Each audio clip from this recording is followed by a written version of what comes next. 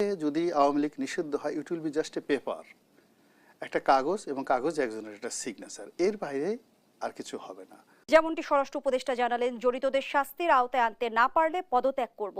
কিন্তু আমি যদি আরো একটি তথ্য আপনার সামনে উপস্থাপন করি, যে আব্দুল হামিদের বিদেশ যাওয়া ঠেকাতে 3 মাস আগে এসবিতে আবেদন করেছিল কিশোরগঞ্জ জেলা পুলিশ, এমনকি ডিএমপি কে জানানো হয়েছিল। তাহলে কার সিগন্যালে আসলে আব্দুল হামিদ দেশ ত্যাগ করতে পারলেন? উনি ওনার নিজের সিগন্যালে করেছেন। এ কারণে হলো, আপনি তো আব্দুল হামিদ সাহেবকে নিজে নিজে ব্যক্তিগতভাবে চিনেন না। ওনার সাথে কখন দেখা সাক্ষাৎ হয়েছে? হয়নি। He is a magic man. 7 থেকে 8 বার এমপি হয়েছেন, স্পিকার ছিলেন, রাষ্ট্রপতি ছিলেন। ওনার চোখে জাদু আছে, ব্যক্তিত্বে জাদু আছে। উনি 1971 সনে ভারতে গিয়ে যে মুক্তিযুদ্ধ শুধু করেন নাই, কামরূপ কামাখ্যা থেকে উনি জাদু শিখে আসছেন। ফলে এয়ারপোর্টে যাওয়ার সঙ্গে সঙ্গে সব সিস্টেম রাডার অফ হয়ে গেছে।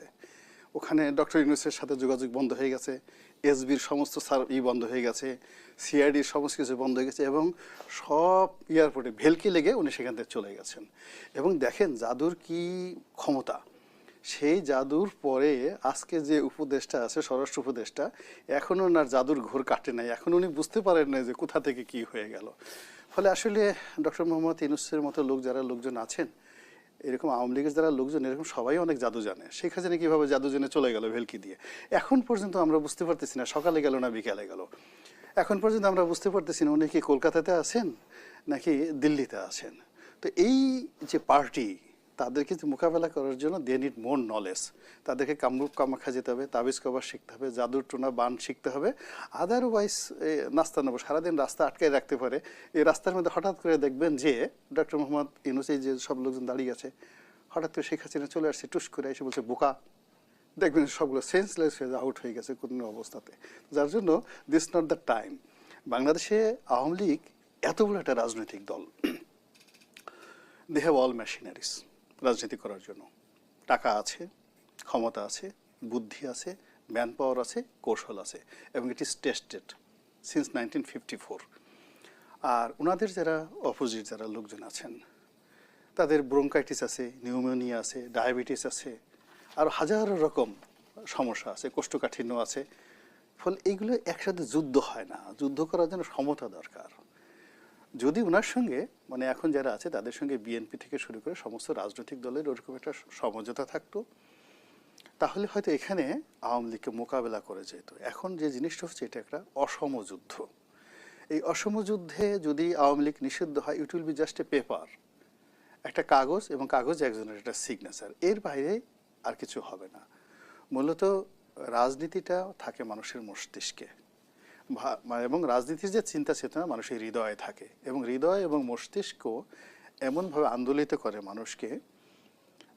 সেই কারণে কি হচ্ছে যে আপনি দেখেন অনেক কিছুর পরেও দেখেন শেখ হাসিনা তো 17 বছর যাবৎ কত চেষ্টা করলো, ধানের শীষে কিছু করতে পেরেছে, ইভেন জামাতে কিছু করতে পেরেছে, পারেনি। ওই আদর্শটা ভিতরে ঢোকানো।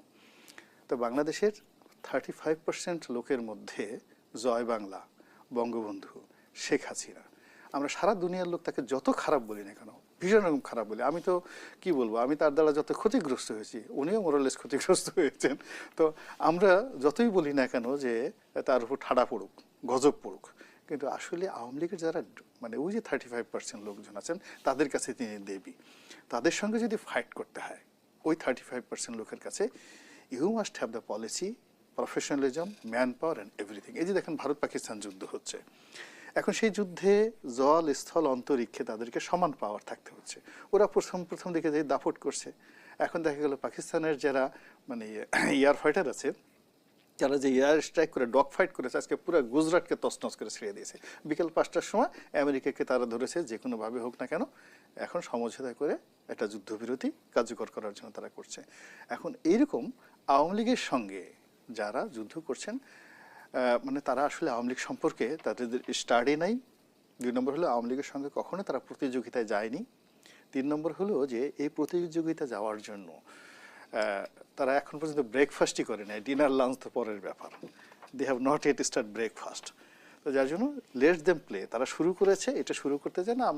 তারা আমাদের সন্তান, একজন সন্তানের বয়সী যারা রাজপথে আছেন, ডক্টর মোহাম্মদ ইউনূস যারা আছেন, তিনি আমাদের মুরব্বী মানুষ, বয়স তো 86 বছর কম না, অনেক বয়স। আমি মানে সেই দেখা যাচ্ছে যে আমার দাদার বয়সী বয়সও কাছাকাছি হবেন আর কি, বাবার চেয়ে সিনিয়র হবেন। তো এই বয়সে সেই লোকটা দৌড়দৌড়ি করছেন, তারপর শেষে এখনো ঠিকমতো প্যান্ট শার্ট পরছেন, কথা বলছেন, অসাধারণ। মানে তার কণ্ঠে তো এখনো কাফাকাফি না, এই বয়সে তো মানুষ গলা কেঁপে কেঁপে কথাবার্তা বলে। তো দেশের জন্য এই ভদ্রলোকটা কাজ করছেন। তারপরে তার হুজুররা, আজকে দেখলাম এক হুজুরের সৈয়দ মোহাম্মদ ইব্রাহিম, তিনি বলেছেন যে ডক্টর মোহাম্মদ ইউনূসকে নিয়ে তার ক্ষমতাচ্যুতির জন্য কোনো কথা বলা যাবে না, এটা হারাম। এর কারণ হলো আল্লাহ রাব্বুল আলামিন নবুয়ত যেভাবে নাজিল করে, উনি কিন্তু জামাতের খুব একজন আধ্যাত্মিক নেতা, ইব্রাহিম সাহেব, মুফতি মোহাম্মদ সৈয়দ মোহাম্মদ ইব্রাহিম, তো উনি আধ্যাত্মিক নেতা এবং দেলোয়ার হোসেন সাইদি সাহেবের বিআই। তো উনি বলছেন যে নবুয়ত যেভাবে আল্লাহ কৌশলে, নবুয়তই কৌশলে দুনিয়াতে নবী এবং রাসূল পাঠায়, ঠিক একই কৌশলে আল্লাহর নিয়ামত হিসেবে ইউনূস সাহেবকে বাংলাদেশে পাঠাইছে। ওনার কিন্তু লক্ষ লক্ষ ভক্ত আছে, এবং জামাতের যত ভক্ত আছে, আপনি আমি যত কিছু বলি না কেন, তারা কিন্তু ওইভাবে বিশ্বাস করে। তো কাজী উই মাস্ট হ্যাভ এ, যাকে বলে, রেসপেক্ট টু ডক্টর ইউনূস, যে এই বয়সে ৮৬ বছর বয়সে আল্লাহ রাব্বুল আলামিন ওনাকে আমাদের মধ্যে দান করেছেন। একটু তো ধৈর্য ধারণ করতে হবে, আমরা তো সেই ধৈর্য ধারণ করে আছি, ধৈর্য ধারণ করেছি।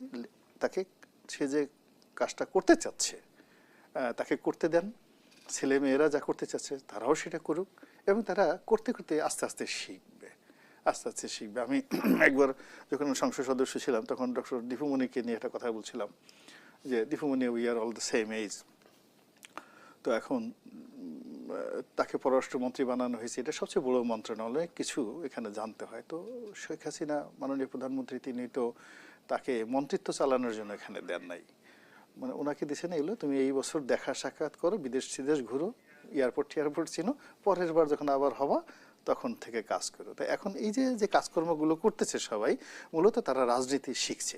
একটা ধাক্কা দিচ্ছে আওয়ামী লীগকে, একটা ধাক্কা দিচ্ছে বিএনপি, একটা ধাক্কা দিচ্ছে জামাতকে, জনগণকে একটা ধাক্কা দিচ্ছে। ধাক্কার পর এই যে যে প্রতিক্রিয়াগুলো হচ্ছে, এই প্রতিক্রিয়াগুলো আসলে কিভাবে কাজ করে, এটা যতক্ষণ না পর্যন্ত তারা না বুঝবেন, ততক্ষণ পর্যন্ত আমরা তাদেরকে বোঝাতে পারবো।